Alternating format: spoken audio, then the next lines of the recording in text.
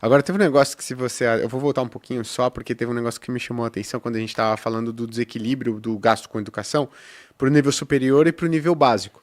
E, cara, assim, eu tenho dificuldade de encontrar pessoas que defendam que a maior parte dos gastos para educação tenha que estar no ensino superior. Mas por que que essa alteração, ela não é realizada? Por exemplo, pô, parece que tem um diagnóstico muito bem elaborado de que, de fato, a maior parte do recurso deveria ir para o ensino básico. Todos os estudos apontam que, de fato, a maior parte da população, a maior parte da renda viria se ela tivesse um ensino básico de qualidade. Mas a gente gasta muito com o ensino superior. Qual a dificuldade de a gente ajustar esse negócio? Muito simples, criança não vota. Por que eu vou investir na educação básica?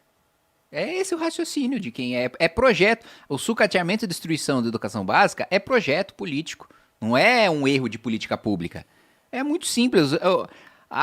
O governo manda mais dinheiro para as universidades porque você tem lá os movimentos estudantis, os sindicatos, etc., que servem de sustentação política para partido político. E no ensino básico tem nada. Criança não vota e, infelizmente, aí entra a parcela de culpa da população, os próprios pais tratam escola no ensino básico como depósito de criança. E não quer saber se o cara tá aprendendo, se não tá aprendendo, quer saber se o filho não tá em casa enchendo o saco. E aí o poder público se aproveita do descaso dos pais com a educação e sucateia. Boa. Agora tem um ponto, cara, que a gente tá falando aqui do... A gente tá entrando aqui em economia e política. E aí sempre que a gente fala... Uma boa parte da população acredita o seguinte, ó, o governo XYZ assumiu e agora ele vai implementar todas as suas ideias, suas visões, ali o que ele acredita que vai ser bom para o país. Então, vamos colocar assim. Só que tem uma distância grande entre você ter as suas ideias do que você quer implementar e do que você efetivamente consegue implementar. Nesse meio do caminho, nessa trajetória, existe toda essa habilidade política, por exemplo, de relacionamento com o Congresso, né? Câmara dos Deputados, Senado. Então eu queria trazer um pouco de como que um governo, independente de quem seja, né? Primeiro, aí depois a gente vai falar um pouco do relacionamento. Qual que é o trabalho que um governo ele precisa ter frente ao Congresso para conseguir aprovar as suas políticas públicas? Como que esse trabalho ele é realizado? Como é que o governo chega e fala assim, pô, ele chega e chama um por um, ele chama partidos, ele chama blocos. Olha, tenho aqui uma ideia de um projeto, por exemplo, para saúde, para educação. Vamos conversar? Como é que é toda essa etapa?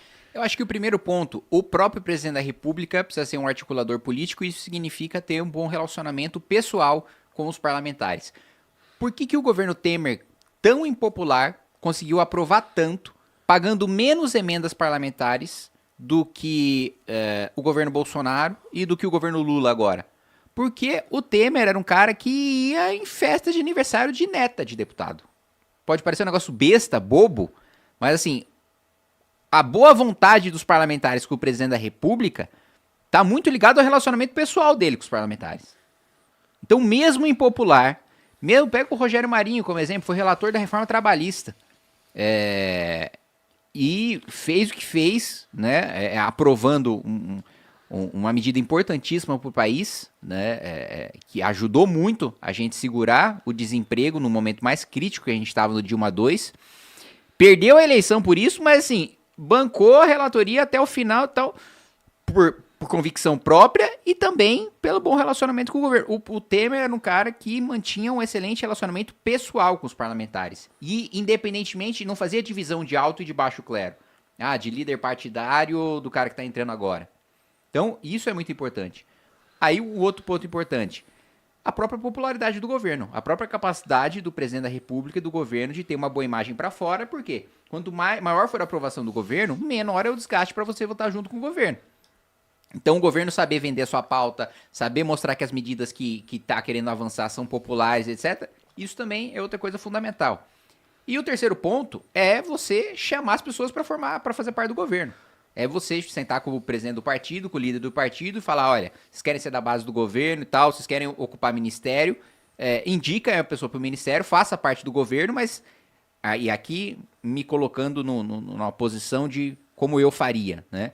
Escutar as indicações políticas dos partidos, indicar ministérios, isso é natural, isso ocorre no mundo desenvolvido, em toda a democracia do mundo, só que com as condicionantes de, olha, o sujeito precisa seguir o plano de governo, precisa seguir as orientações, né, a linha que o governo vai seguir, que vai ser ditada pelo presidente da República, precisa ter uma capacidade técnica para conduzir, garantir os votos da bancada, porque se a partir do momento que eu tô colocando um ministro do seu partido e o seu partido não tá entregando os votos, meu amigo, ou o seu partido cai fora e eu vou dar espaço para outro partido, ou vocês substituem por alguém mais competente para articular a bancada. Porque vocês querem fazer parte do governo, vocês são da base do governo, né? Então não adianta votar junto com a oposição se der no ministério.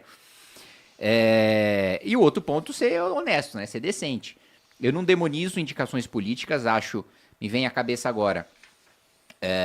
O Mendonça Filho, que é hoje meu colega de bancada, foi ministro da Educação do governo Temer, foi uma indicação política e, na minha avaliação, foi o melhor ministro da Educação da história do país.